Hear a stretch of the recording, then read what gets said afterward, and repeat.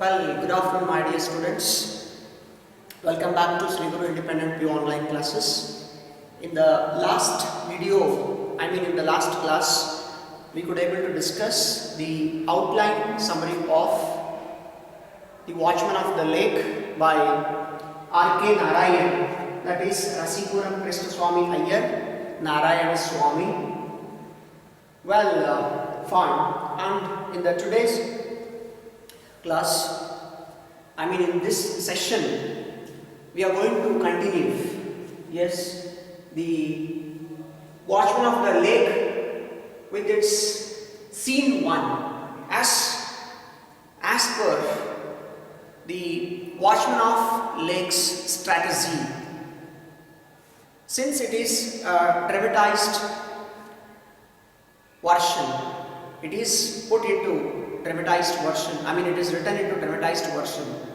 Watchman of the Lake, though it is one of the short stories written by Mr. R.K. Narayan, who is one of the trio poets in Indian writing in English. He is one among three. Fine, well. So, my dear students, let us look at the characters of Watchman of the Lake before going to start scene 1. Dramatized persona: village headman, king, Mara, Watchman of the Lake, Ganga, Mara's son, Bhima, a road mender or worker, and other minor characters are found in this play. Well, my dear students, before going to discuss The Watchman of the Lake, gradually, in sequence from scene 1 to 5, let us go to introduce you. Let us introduce R.K. Narayan's introduction. The author's introduction, right? R.K. Narayan, who is none other than Rasikuram Krishna Swami Iyer, Narayana Swami, who was born on 10th October 1906 and died on 13th May 2001. Was an Indian author whose work of fiction include a series of books. My dear students, he being Indian English writers who gave much importance to the fictional writing in the sense, who created fictitious characteristics. Whenever you watch a movie, you will be observing there on the screen that the characters which are found are fictitious in this movie. They are not resembled to the real life incidents. It shows us that the characters which are found in the movie are not belonged, or they cannot be, they cannot be with any kind of day-to-day routine life. They are not at all belong to day-to-day routine life. But here, he created the fictitious characters, fictional. One who creates the characters, fictional character is something, but which is a created character. It doesn't have any origin. It is created. It is not original. To say that. Well, my dear students, a series of books were written and published by Mr. R.K. Narayan about people and their interactions in an imagined town in India and Malgudi. So even you could find that Malgudi is a fictional village which was created in the year 1942. My dear students, Malgudi was created in the year 1942. And in what way? Yes, Malgudi has become famous in the fictional world of R.K. Narayan. And this town, he is one of three leading figures of early Indian literature in English. He is one among trio writers. As I told you before, trio writers are trio poets who Mr. R.K. Narayan,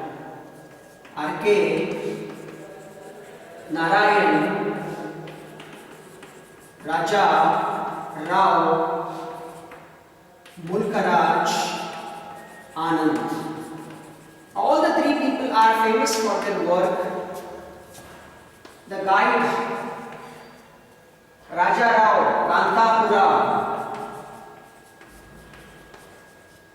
and Mulkaraj Anand is famous for Untouchable. My dear students, here these three people, these three figures are very important in writing Indian English. So, Mr. R.K. Narayan, Rasipuram Krishna Swami Ayyar Narayana Swami has played a significant role in writing fictional works in English, that too in our country, India. My dear students, he is one of three leading figures of early Indian literature in English, along with Mulkaraj Anand and Raja Rao. I just gave you the details of these three trio poets and along with their famous works. He is credited with bringing Indian literature in English to the rest of the world. I mean, he is the person who has shown the reputation and the name and the fame of Indian tradition to the entire world. And he is regarded as one of India's greatest English novelists. He is also acclaimed as one of the famous Indian novelists. Narayan rarely wrote plays. Narayan wrote plays. He is famous for plays. Even Watchman of the Lake, it's also one of the plays which is put into dramatic version. And the present one is said to be a dramatized version, as I told you like little while ago. Version of his short story, The Watchman. My dear students, it is an extract. The Watchman of the Lake. The Watchman is a short story. Yes, even he was nominated to Rajya Sabha. Nominated to Rajya Sabha and recipient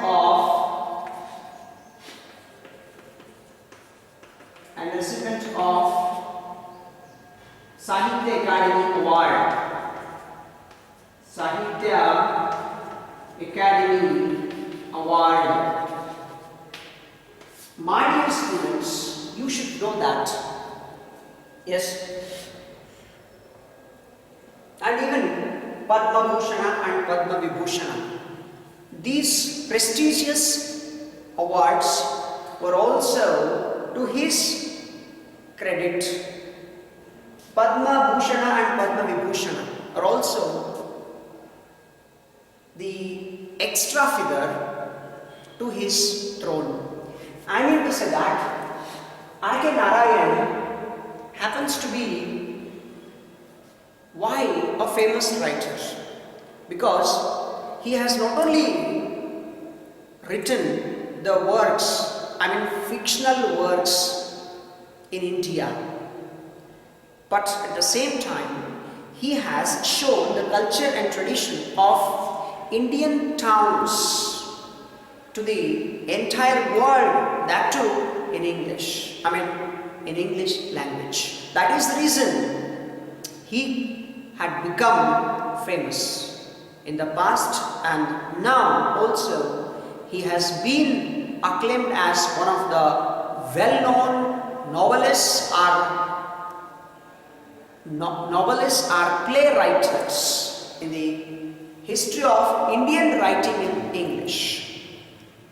Well, now moving on to the Watchman of the Lake. My dear students, in Watchman of the Lake,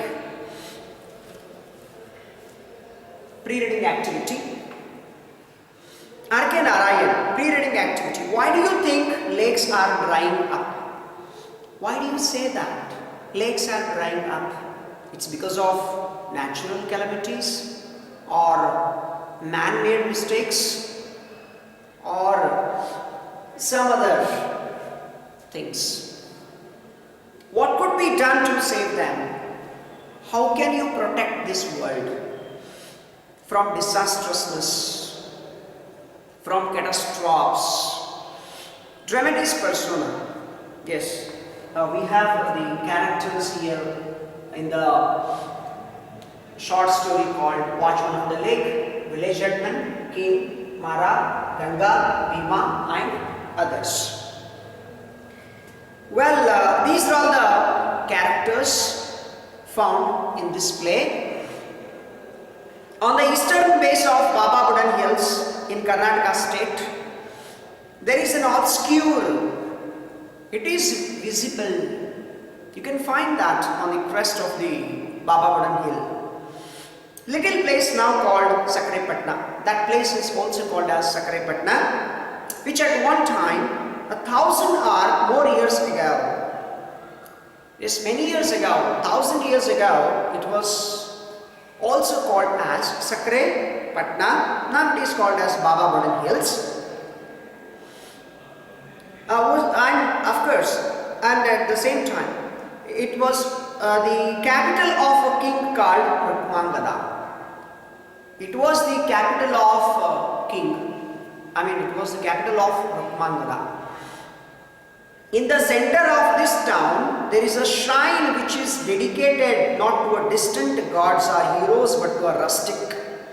My dear students, there are two temples. Yes. And of course, one is of rustic. Rustic in the sense, a villager. A villager. Who is this? A villager, rustic, who sacrificed his life for the sake of the people of Baba Budan Hill area. There is a temple, yes, who was watchman of lake called Ayanakere. That lake's name is Ayanakere, 4 miles from the town. It is situated 4 miles from the town. For the purposes of this little drama, let us call him Mara, which is as good as any other name handed down to us by tradition. My dear students, we need to study this. It's because it's going to give us something else. Of course, the purpose of sacrificing for the sake of people was to help others. Helping others to help themselves. This was the main motto of Mara in the play. In this play. Well, scene one. Scene one. What are we going to do here? Scene one. In this scene one, a village at the foot of a hill. Village is situated at the foot of a hill. Road menders at work. Road menders, people who are so-called laborers. There's something called laborers. They are working. Road menders. Village headman. What does he do? Go on, boys, go on with your work. Hey, you Racha, why do you stand there? Looking at the sky. You there, you wretched dog. You are one wretched dog, in the sense worst dog. Yes. To whom he is telling? The village headman. Village headman is scolding Raja. the road vendors who are wasting their time during their work. In spite of working, they were involved into other activities. That's what he got angry and scolding them to concentrate towards their work. And meanwhile, he adds that I will push you into the stream. If you do not work properly, I will push you into the stream. If I catch you again gossiping with your neighbor, he scolds that person, that labor. If you stop talking, it would be fine. If you start talking and wasting your time, I will push you into the lake. So be careful. He is warning. Right, you dwarf, then have you no better business than giggling and talking? It says that, you dwarf, there have you no better business than giggling and talking. I mean, giggling means laughing. Rather than accept talking and laughing. Don't you have any other business to do here? Is scolding. Who? The village headman. The road must be ready before the king arrives. The road must be ready before the king arrives. I mean, the very next day, the king was about to pass on that royal passage, royal path. So, the road must be ready so that all must work laboriously, very hard. Continuously. Just think for a moment, fools, how we should all look if the king suddenly came upon us. If king suddenly came upon us, what will happen? I mean, if king suddenly comes, what will you do now? It would be troublesome thing for everyone. He will take a necessary action on us. That's all. Before the king comes or arrives here, the road must be ready. Yes. He will be here this time tomorrow. Go on with your work, brother. Go on with your work, brother, he says. Anyway, that what makes you all so merry? What makes you so much happy here? Let me know and share the joke. Come here, Mani, come here. What for you joking? What for you laughing there? Come here, why are you both laughing? Tell me, don't blink. What is it? Don't blink. What is it? Tell me. Why are you laughing? He is asking. Who is asking? The village man. The village headman is asking to the laborers who are busy in road mending. Well, my dear students, underline this paragraph, our conversation completely. Well, let us go to the two timid voices now. Master, we were doing our work all right, but two timid voices means laborers are responding to the conversation or question of the village headman. What he said? Master, we were doing our work all right, but they continued by saying but. Headman says, but what? Timid workman, it is Mara here. It is Mara. One more worker, the laborer, he is saying that it is Mara. Headman says, Mara, what about him? Mara, what about him? Is that lunatic anywhere here? Is that lunatic anywhere here? What is this lunatic? Is he fool? Lunatic. Is he fool? Is he foolish? Yes. What is he doing here? Why he is here? Timid workman. Because with full of fear, the workers are responding to the village headman with full of fear. Timid workman says, yes, yes, he was behind that rock and peeped at us. He was standing behind the rock and peeping at us. He was peeping at us now here and there. Alright. When you called, he ran away. When you called, he ran away. Yes. Headman says, where is he now? Call him. Which way did he go? From which way did he go? Call him. Where he is now. Right. Workman says, he sprang off like a buck. A buck in the sense male deer. Buck means a male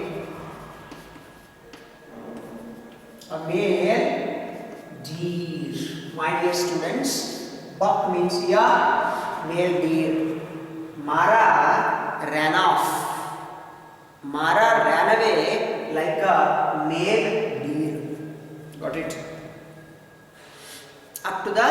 He went up to hill. Ran up the hill. Headman says, my dear students, underline this. Headman. Now, from here, stop all work to once go. Please underline this conversation. Here, stop all work. Put down your spades and crowbars. Spades and crowbars.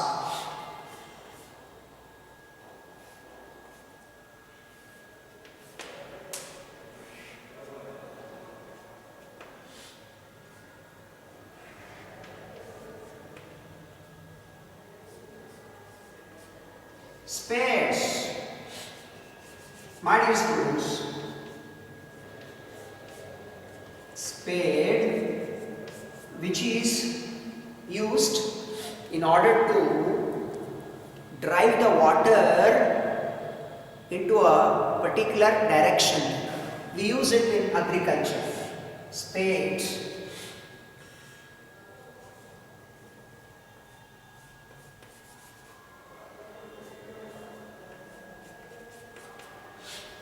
This is spade. And another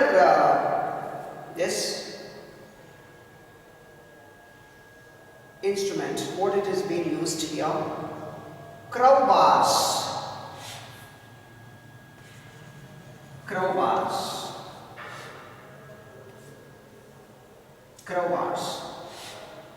My dear students,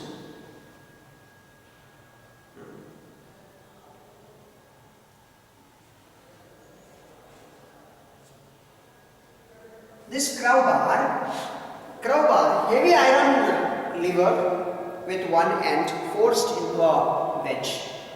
Heavy iron lever. One edge is rather forced with one end forged into a wedge. It is having heavy weight on the other edge. It is a crowbar. It is used for digging the soil. And even both the instruments, both the agricultural equipments or implements were being thrown by these people who, the road menders. He asked them to throw the spades and crowbars and run and close round. Run and close round. Stop all out. Stop all ways out, not all out. Stop all ways out. Catch that thief and bring him here. Catch that thief. Where is he going? From which way he is going? Bring him here and let us punish him. Right, stun him with a blow. I mean, beat him with a weapon. Blow means weapon. Punish him with a weapon. If he resists, if he tolerates, bring him at once. Go! He orders all the road vendors to throw the spades and crowbars and catch the person or catch Mara who left this place. Now, I mean, little while ago he was hiding behind the rock. The workmen throw down their implements and scatter about. They had thrown everything. They had thrown their implements and scattered about. I mean, they scattered. They returned crying, "Master, here he is." They caught him. All the laborers who are strong and sturdy and who are in search of Mara, after throwing all their implements from their hands, they went into different directions and brought Mara towards headman. Then what headman says? "Mara, you worthless dog." Underline this conversation. "You are one worthless dog. Have I not told you to keep away from here? Many a times I have told you to keep away from here. Let's get away from here. Go away from here." Mara says, "Yes, my master." Headman says, "What do you mean? What do you mean by coming here and disturbing my workmen?" Headman is asking Mara, "Why are you coming and disturbing my men? They are busy at their work. Don't disturb me and my workers." Mara says, "I am not disturbing them. I am here on my own work. Let them go on with theirs." My dear village headman, I am not disturbing them. I am not doing anything wrong here. Let them go with their work. I am on my own work here. Right. Headman says, "Don't talk of your work now. Don't talk of your work now. Fool! You are one lunatic. You are a fool. You are one lunatic." Why he scolds him as a fool or lunatic? Know it. Don't imagine you have any kind of work. The only work you have now is to disappear. You fool! Don't show your face again. Only your work is to disappear from here. You need to go away from here. Alright, Mara says, "Why so? Have I done anything wrong? Why are you asking me to go out?" Well, Headman says, "Don't ask. I have told you the reason 20 times. The king is passing this way and I don't want him to know that our village has such fools as you." Headman is telling that we don't want a fool like you because the king is going to come on this way the very next day, I mean by tomorrow itself. So I don't want to see like you people. Right, Mara says, "I don't feel I'm a fool. I don't feel that I'm a fool." Yes. Headman says, "Now listen. Keep out of our weave the next 2 days. Now get away for 2 days. When the king passes this way and back. Otherwise, I will have you locked up in the cellar behind that old temple. Get away from here now. Otherwise, I will put you into the locker. I mean, I'll put you into the prison. I'll put you into the cellar behind the old temple. Now get away from here. I mean, I'll put you into the prison or cellar if you do not get away from here now." Yes, Mara says, "I will sit there and pray. If that God in the temple thinks I have work to do, he will take me out. I will sit there and pray. If God thinks that I have work, definitely he will remove me out of that old temple. Headman says, now get out of my presence. Get out of my presence. You fellows, why do you all stand gaping at me? Get on with your work. You fellows, why are you looking at me? You continue with your work. Get on with your work. Go with your work. When village headman tells him, my dear students, get it underlined from first headman page number 61 to last headman, all the conversations. So here, so far, we have discussed in this today's video class the conversation between the village headman and Mara. In what way village headman obstructs the Mara to not to meet the king. My dear students, whatever you have watched so far, it will be more useful, and hope you have understood it, and rest of the part in scene 1 will be continued in my next video. Thank you very much for listening to Sri Guru Independent PU online classes. Keep watching and keep subscribing Sri Guru Independent PU online classes. Thank you so much.